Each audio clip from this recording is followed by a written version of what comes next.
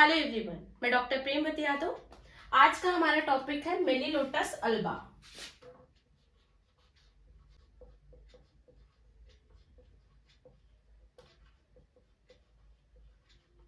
मेलिलोटस alba. मैं इस medicine को स्टार्ट करूं उससे पहले आपको ये पता होना चाहिए कि यहाँ पे हमें हर जगह पे कंजेशन देखने को मिलेगा। इस मेडिसिन में कंजेशन है मतलब कहीं ना कहीं ब्लड हमारी बॉडी में ज्यादा है। ब्लड ज्यादा है तो मतलब हमें हेमरेज देखने को मिलेगा। मतलब क्या हो गया, आसान सी भाषा में हमें ब्लीडिंग देखने को यहाँ पे मिलेगा। और मेलिलोटस है तो आपको एक चीज याद रखना चाहिए कि यहाँ पे अगर कोई भी डिसीज हो रही है, नोज ब्लीडिंग हो जाए, मतलब एपिस्टैक्सिस हो जाए, तो यहाँ पे पेशेंट की कंप्लेन में हमें रिलीफ देखने को मिलता है। तो आपको पता होना चाहिए मेलिलोटस जब भी हम बात करें तो इसकी फैमिली क्या हो जाती है, लेगुमिनेसी। लेगुमिनेसी, ठीक है ना, लोगेनेसी नहीं, लेगुमिनेसी।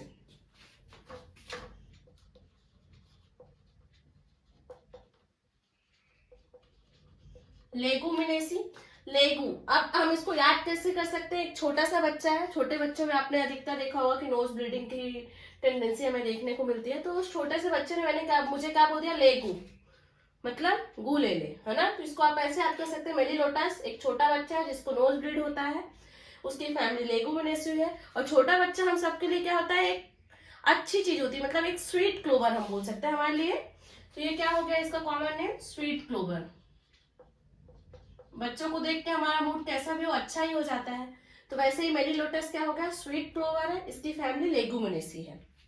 अब हम बात करते हैं कि इसका मेंटल कैसा होगा। तो यहाँ पे हमें मेंटल में रिलीजियस मेलेंकोलिक देखने को मिलेगा। रिलीजियस मेलेंकोलिक मतलब क्या हो गया, हर बात पे भगवान को ऐड करेगा। बच्चा क्या होता है, भगवान का रूप होता है। आप ऐसे याद कर सकते हैं, इस मेडिसिन को हम बच्चे को, कोई भी एक बच्चा, उसमें क्या है, रिलीजियस मेलेंकोलिक है, हर बात पे भगवान को ऐड कर रहा है। अब उसके साथ मैंने क्या पहले ही बोला था, यहाँ पे कंजेशन है, मतलब ब्लड ज्यादा है। तो बच्चे का जो फेस होगा वहां पे क्या होगी, बहुत ज्यादा हमें रेडनेस देखने को मिलेगी। बहुत ज्यादा रेडनेस देखने को मिल रही है, रिलीजियस मेलेंकोलिक अगर देखने को मिल रहा है, उसके साथ इंसेनिटी देखने को मिल रही है, मतलब पागलपन है। इंसैनिटी भी किस एज में, अर्ली एज में। बच्चा क्या एक तरह से अर्ली एज है, तो इंसैनिटी क्या हो गई, अर्ली एज में देखने को मिल रहा है। और उसके बाद ब्रेन में भी इसके दिक्कत हो रही है। ब्रेन में दिक्कत हो रही है तो ब्रेन में जो उसे रिलीफ है, अगर कोई टाइट से प्रेशर लगा, जैसे मैं इस पे अगर दबाव बनाऊं तो ब्रेन के सिम्टम्स में मुझे यहाँ पे रिलीफ देखने को मिलेगा। अब हम इसके सेकेंड पॉइंट की बात करते हैं, तो यहाँ पे बहुत ज्यादा कंजेशन देखने को मिलेगा। कंजेशन हो रहा है, कंजेशन रिलीफ कैसे होगा, हेमरेज से, मतलब ब्लीडिंग से। जैसे मैंने नोज ब्लीडिंग बोला क्योंकि यहाँ पे नोज ब्लीडिंग हर जगह पे देखने को मिल रहा है। तो हेमरेज जो है बॉडी के किसी भी पार्ट से देखने को मिल सकता है। मान लीजिए किसी ऑर्गन से ब्लीडिंग होने लगे, ये मैंने लीवर बना दिया, अगर लीवर से ब्लीडिंग हो रहा, कंजेशन था मतलब ब्लड जो था बहुत ज्यादा फ्लो हो रहा था हमारी आर्टरी में, हमारी वेन में, तभी होगा कंजेशन, क्योंकि फ्लो ज्यादा है, दबाव ज्यादा बन रहा है। तो कंजेशन में रिलीफ किससे होगा, अगर यहाँ से हेमरेज हो जाए, मतलब अगर ब्लीडिंग हो जाए, तो कंजेशन में अगर रिलीफ देखने को मिलता है तब आप मेलिलोटस के बारे में सोच सकते हैं। अब यहाँ पे जो हमारी ये ब्लड वेसल्स बना दिया मैंने, ये ब्लड वेसल्स है, तो ये जो हमारी ब्लड वेसल्स है उसमें क्या हो जाता है, बहुत ज्यादा इंगर्समेंट देखने को मिलता है, कहीं ना कहीं बहुत ज्यादा फूल जाती हैं कई बार, ठीक है। ये हमारे बॉडी के किसी भी पार्ट में देखने को मिल सकता है, या तो किसी ऑर्गन में, किसी ग्लैंड्स में देखने को मिल सकता है स्पेसिफिक, तब भी आप मेलिलोटस अल्बा के बारे में सोच सकते हैं। इसके बाद हम इसके हेड की बात करते हैं। तो हेड में क्या होता है, वायलेंट कंजेशन देखने को मिलता है, ऐसा लगता है जैसे कि कुछ दबाव बन रहा, ब्लड का सर्कुलेशन बहुत ज्यादा हो रहा है, उसकी वजह से यहाँ पे बहुत ज्यादा दबाव देखने को मिल रहा है, कंजेशन हो रहा है।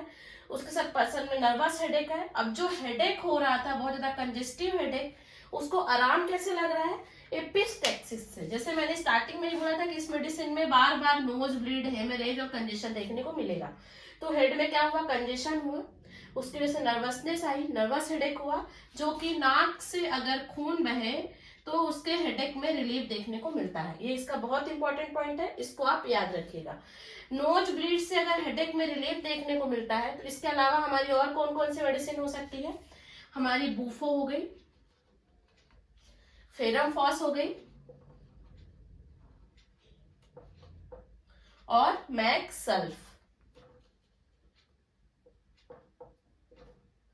देखो तो अब हम इसको कैसे याद कर सकते हैं, मेरी लोटस एम से था, तो एक और मेडिसिन है जिसको रिलीफ है हेडेक में, अगर कंजेस्टिव हेडेक है तो वो भी एम से ही है, क्या हो गई, मेरी लोटस एम से शुरू होकर एस पे हमारी खत्म हो रही थी, ठीक है।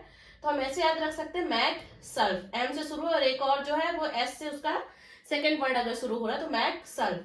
और दूसरी हो गई हमारी बूफो, बूफो आपको याद रखना पड़ेगा, बूफो, बूफो में एफ है, फिर हमारी जो थर्ड मेडिसिन है वो फेरम फॉस, एफ से ही शुरू हो रही है, तो इस तरह से आप याद कर सकते हैं। अब हम इसके फेस की बात करते हैं, तो इसका फेस जो होता है वो बहुत ज्यादा रेड फेस देखने को मिलता है, क्यों, क्योंकि ब्लड अगर बहुत ज्यादा है तो लालपन तो हमें देखने को मिलेगा, तो बहुत ज्यादा अगर एकदम लाल फेस देखने को मिलता है और हेमरेज देखने को मिलता है, कहीं से भी ब्लीडिंग देखने को अगर मिल रही हो, लाल चेहरा देखने को मिल रहा है, तब आप मेलिलोटस के बारे में सोचेंगे, इसका रिजल्ट आपको बहुत अच्छा देखने को मिलेगा। अब हम इसके जीआईटी सिम्टम्स की बात करते हैं, तो जीआईटी में क्या होता है, कॉन्स्टिपेशन देखने को मिलता है, मतलब कहीं ना कहीं स्टूल पास आउट करने में पर्सन को तकलीफ हो रही है, टाइट स्टूल हो रहा है, तो हमारा जो एनस होता है वहां पे क्या होगा, कंस्ट्रिक्शन होगा, एनस में हमारे दबाव बन रहा है, और इसका पर्सन तब तक स्टूल पास आउट नहीं करना चाहेगा जब तक कि इसमें लार्ज एक्यूमुलेशन ना हो जाए। तो इस वर्ड को याद रखना है, no desire until there is large accumulation, अगर ये वर्ड लिखा आता है तो मेलिलोटस अल्बर हो जाता है। वहीं पे अगर आप कॉन्स्टिपेशन के लिए यहाँ पे एलुमिना से कंपेयर करें, तो एलुमिना में भी बोला है कि डिजायर नहीं है पर्सन को, लेकिन इसमें लार्ज एक्यूमुलेशन पे ही इसका पर्सन भी स्टूल पास आउट करता है, बट यहाँ पे डिफरेंस क्या होता है कि एलुमिना के पर्सन के पास एबिलिटी भी नहीं होती, ए फॉर एलुमिना और ए फॉर एबिलिटी, यहाँ पे क्या होगा, स्टूल क्यों नहीं पास आउट कर रहा, क्योंकि इसके पास इतनी ताकत ही नहीं है, एबिलिटी ही नहीं है कि स्टूल पास आउट करे, इसलिए चाहता है कि जितना ज्यादा एक्यूमुलेट हो जाए उसके बाद में दर्द तो होना ही है तो एक ही बार करूंगा, इसलिए एलुमिना का पर्सन में कॉन्स्टिपेशन होता है, यहाँ पे एबिलिटी भी नहीं होती और लार्ज एक्यूमुलेशन के बाद ही कहीं ना कहीं स्टूल पास आउट करता है।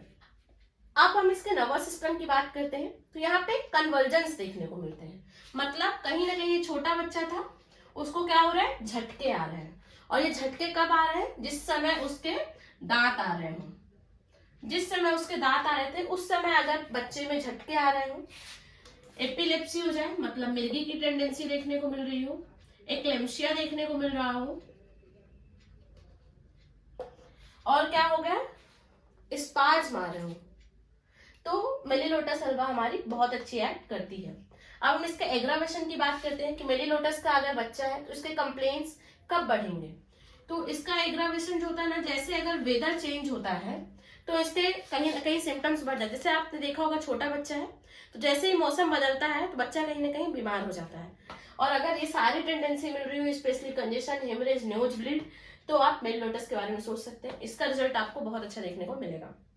अगर आपको वीडियो पसंद आई हो तो मेरे चैनल को सब्सक्राइब कीजिएगा, अगर आप मुझसे ट्रीटमेंट लेना चाहते हैं तो आप मुझे कांटेक्ट कर सकते हैं 7415107494 पर। Thank you for watching.